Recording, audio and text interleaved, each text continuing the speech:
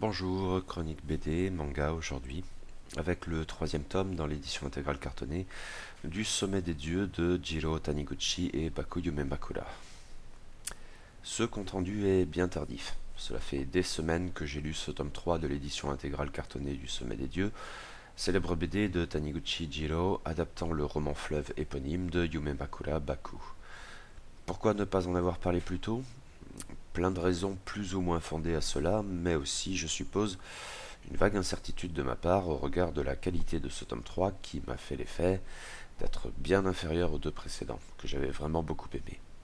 Certes, le regretté Taniguchi Jiro ne pouvait sans doute pas avoir conçu que des chefs-d'œuvre, même s'il s'agit ici d'un moment, certes long, d'une œuvre bien plus ample et jusqu'alors brillante. J'espère que par la suite la série retrouvera la place qui est sienne, tout au sommet bien sûr, haha, et que ce décevant troisième tome s'avérera n'avoir été qu'un ventre mou. Il y a une raison évidente à cette dégringolade et qui, d'une certaine manière, ne pouvait peut-être pas être évitée. Et c'est que, après deux tomes où la montagne est reine, et où sont narrés sur un mode épique les exploits du mystérieux et quelque peu inquiétant en même temps que fascinant Habu Choji et de son rival Hasei Tsuneo, il est sans doute nécessaire de revenir au présent et à l'expérience directe du personnage point de vue, l'alpiniste et photographe Fukamachi, et à son objectif prétexte, l'enquête portant sur cet appareil photo qu'il a trouvé dans un boui-boui de Katmandou et qu'il suppose avoir été celui de Mallory, l'alpiniste disparu dans sa tragique expédition de 1921. L'appareil contenant une pellicule, son examen pourrait permettre de déterminer si, oui ou non, Mallory et Irvine ont été les premiers hommes à atteindre le sommet des dieux, autrement dit l'Everest.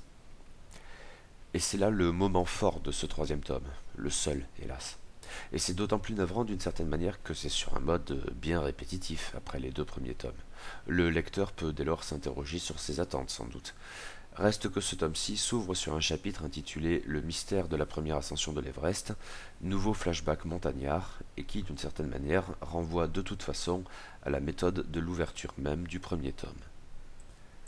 Bien sûr, ce flashback-ci a ses spécificités, et notamment bien sûr parce qu'il dessine en 1921 un âge encore plus héroïque de l'alpinisme, car plus ancien, ce qui participe de la perspective mythologique de la BD.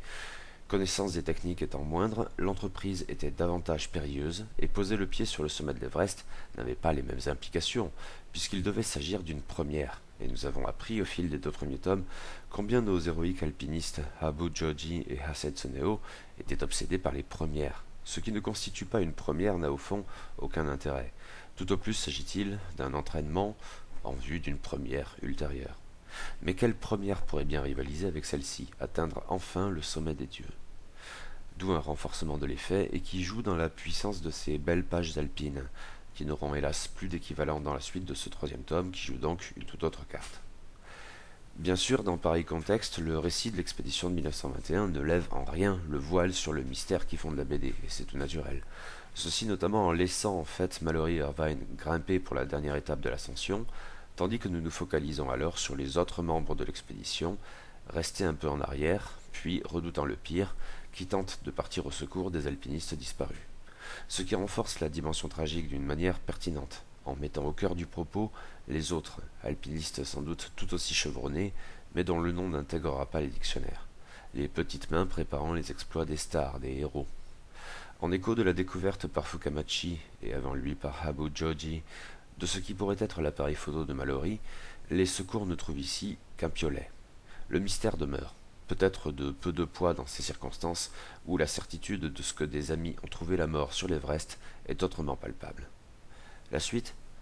Dans l'histoire alpine, le 29 mai 1953, c'est l'ascension réussie d'Edmund Hillary et du Sherpa Tenzing Norgay, vainqueur enfin de l'Everest, dans l'incertitude quant à ce qu'avaient pu accomplir Mallory et Irvine 22 ans plus tôt. La suite, dans la BD, est hélas bien moins enthousiasmante. La découverte de l'appareil photo dans le premier tome avait mis en place un fil rouge vaguement policier thriller qui avait surtout pour intérêt, au travers d'un improbable mais inévitable jeu de coïncidence, de lancer le photographe Fukamachi sur la piste de Habu Joji, même si le dit fameux alpiniste, à tout prendre, ne pouvait avoir qu'un rôle marginal dans cette affaire. En fait, Fukamachi s'était d'une certaine manière égaré jusqu'alors, au sens où il avait largement remisé de côté les secrets perdus de l'appareil photo pour en apprendre bien davantage sur cet homme toujours bel et bien vivant, mais dont personne ne savait plus rien, ou presque. D'où cette succession d'entretiens propice à autant de flashbacks et un questionnement de l'héroïsme et de la folie de ces conquérants de l'inutile qui faisait le sel de cette bande dessinée, d'autant plus sans doute que l'on en arrivait donc à des extrémités proprement mythologiques. L'approche est cette fois toute différente. Fukamachi, peut-être enfin conscient de la bifurcation plus ou moins fondée de son enquête, décide de retourner à Katmandou et de se consacrer pleinement à la découverte de la vérité sur l'appareil photo. Et c'est la caractéristique essentielle de ce troisième tome. Passé le premier chapitre, la montagne devient secondaire. Elle n'apparaît plus guère qu'au travers de brèves vignettes qui ne peuvent avoir l'ampleur des récits héroïques antérieurs. Et c'est donc la dimension policière thriller qui passe au devant de la scène. Hélas, ce n'est pas très réussi. En fait, l'enquête de Fukamachi, passé la curiosité initiale qui pouvait enthousiasmer, n'a jamais été bien palpitante. Et maintenant qu'elle passe au premier plan, ça n'en est que plus sensible, au point où ça en devient gênant, d'une certaine manière. Car tout cela est bien terne. Les personnages manquent souvent d'épaisseur, ça parlote à tout bout de champ mais sur un mode automatique, difficile de vraiment s'impliquer.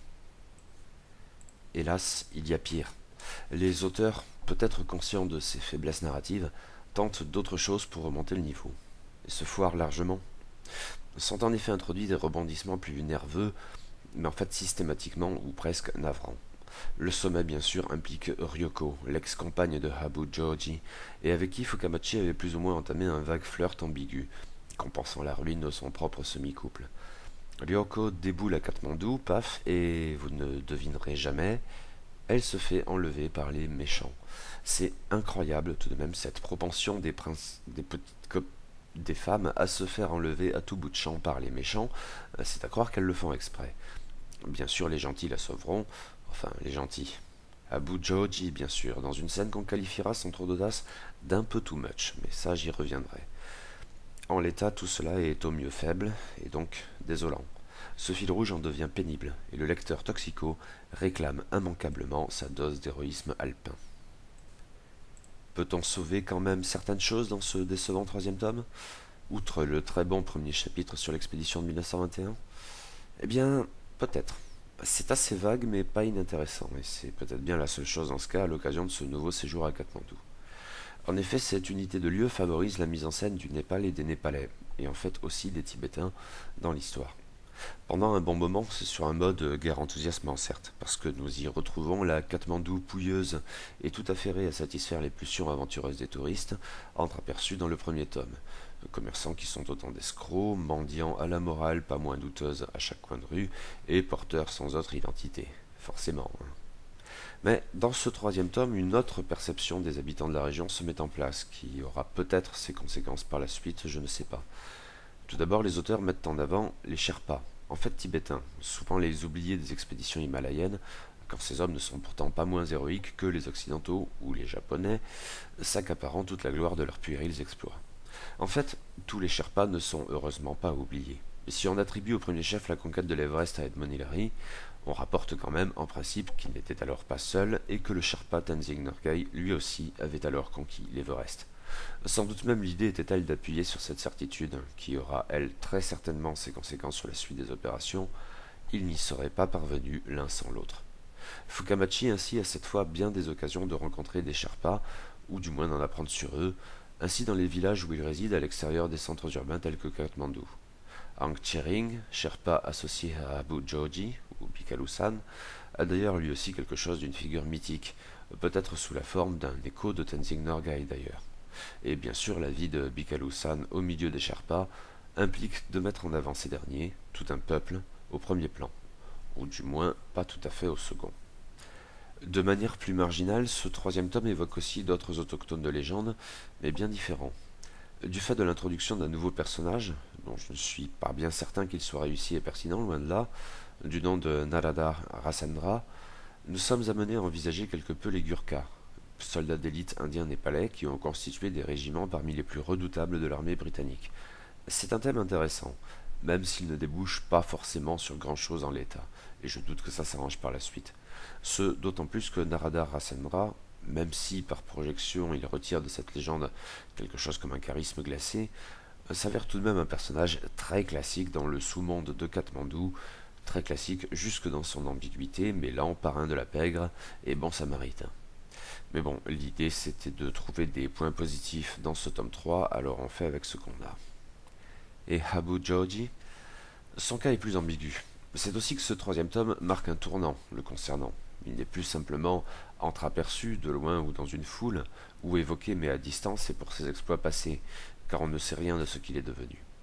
Ce qui change cette fois, Fukamachi rencontre directement et noue avec Habu Joji, et tous deux parlent directement, même si le mystérieux alpiniste est un homme de peu de mots sans doute, et si l'on peut sans doute en apprendre en fait davantage sur lui en interrogeant ceux rares qui le côtoient. Habu Joji, Ubikaru-san. Cette deuxième identité est peut-être plus pertinente en fait, et c'est dans cette optique que le personnage est ici le plus intéressant, relativement. Il s'est bel et bien intégré dans le monde des Sherpas, au-delà de son seul compagnonnage avec le mythique Anshering, mais à travers lui. Il s'est ainsi construit une nouvelle vie avec femme et enfants Sherpas. Bien sûr, dans l'optique de ce troisième tome, ce thème est peut-être plus particulièrement appuyé quand Lyoko vient faire un petit coucou à Katmandou. Ce n'est sans doute pas la meilleure manière d'en parler pourtant, jusque dans cette sous-trame à base de bijoux qui aurait pu être intéressante, mais m'a fait l'effet d'être un peu grossière, en fait, sous cette forme. On pourra d'ailleurs regretter sous cet angle que femmes et enfants ne soient pour l'essentiel que des silhouettes. Mais la relation entre Habu Joji et Ryoko est davantage problématique. En fait, ici, c'est l'aspect le plus soap qui fonctionne le mieux, bizarrement ou pas. La tension entre les deux personnages, avec sans doute les braises d'un amour qu'aucun des deux ne souhaite vraiment ranimer, et avec Fukamachi en fond, sans doute pas bien certain de ce qu'il pense de tout cela, ça n'est pas inintéressant. Je suis beaucoup plus sceptique, comme dit plus haut, concernant l'exploit viril de Habu Joji sauvant Ryoko des méchants. La scène est tout bonnement surréaliste.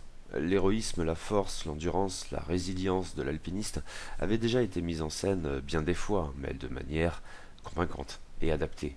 Oui, il était hors norme, il était doté de capacités proprement extraordinaires, mais dans un cadre qui pouvait encore s'accommoder d'au moins un semblant de réalisme, même avec des guillemets.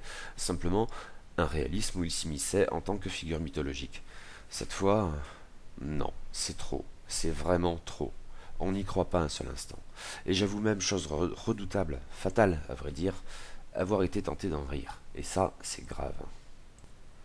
Et que penser alors des projets de l'alpiniste pour la suite? Toujours plus, toujours plus. Au point bien sûr où ça en devient complètement absurde. Mais pour le coup, ça demeure dans la logique de la BD depuis le départ, donc cela pourrait marcher.